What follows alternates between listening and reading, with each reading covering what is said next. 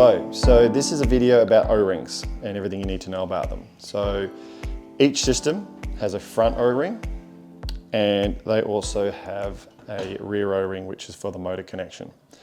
The Slim system has the thinner opening O-ring and the Max has a slightly larger O-ring to match the size of the box. Pretty straightforward. And they both use a common motor O-ring. So this is the one that goes down in the rear of the unit. They're common between each system. First things first, an O-ring only works if it's clean. If it's covered in sand and shells and dust and just general that shouldn't be on the O-ring, you will compromise its ability to function. So the most common form of needing to clean your O-rings is sand. And it's not sand when you've got the nose latched, it's sand when the nose is off and you're on a beach and the wind is swirling around and it naturally gets in there. You just want to keep the O-ring clean. If you do need to remove it to clean it, which is going to happen at some point, there is a pick tool in your system.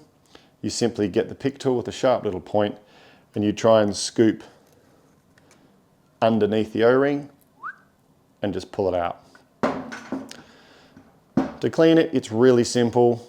Just get the O-ring, a piece of towel or tissue paper, whatever, and pull the O-ring through it, which gets all the grime and gunk off, and now you have a clean O-ring. If there is sand and there is build-up in the tracks here as well, get like an earbud or some sort of fine piece of paper towel or something and get it in there and score it around and try and clean out any material that's in there. You just don't want build-up of anything in here. You want it to be perfectly clean. Then to get the O-ring prepped again, I just use a little bit of the supplied battery grease, which is a dielectric grease. You can use other products like marine grease and stuff like that. But for simplicity's sake, we're just going to use a little bit of this.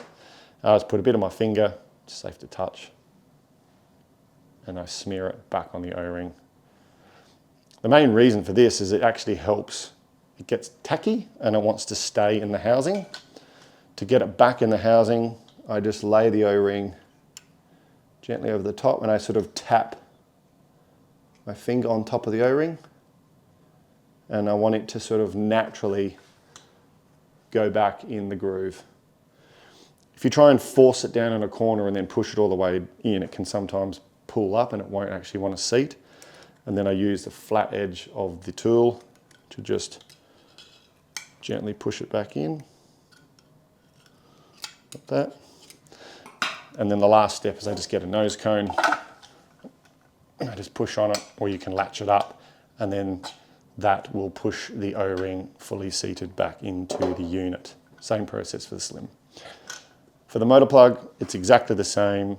Pick tool in underneath, and it just comes out. The motor plug one is probably the one that you'll need to do more of if you're taking your motor on and off, because sand and debris and dust will go everywhere. Clean it, but also make sure you clean the tracks, the actual track in the box. You don't want debris and sand and crap getting in here as well. Same process, clean it, re-lube it with some of the battery grease, put it back in, and that will service that little unit. Some other very important things about O-rings is they are designed to keep water out, which means they also keep air in. So please never, ever, ever put your nose cone on, latch it up, and then put it on an aeroplane and fly to 40,000 feet. Because this will need to expand like everything else, and it's going to try and swell out, and you could damage your unit. So always travel with your nose cone off, never latched up.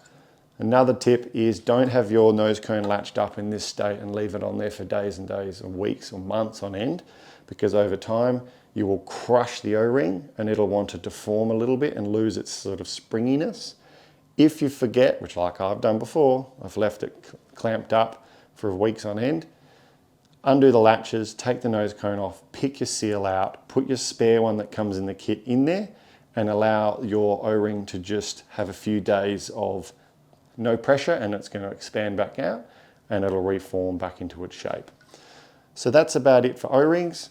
Keep them clean, make sure that they're in there.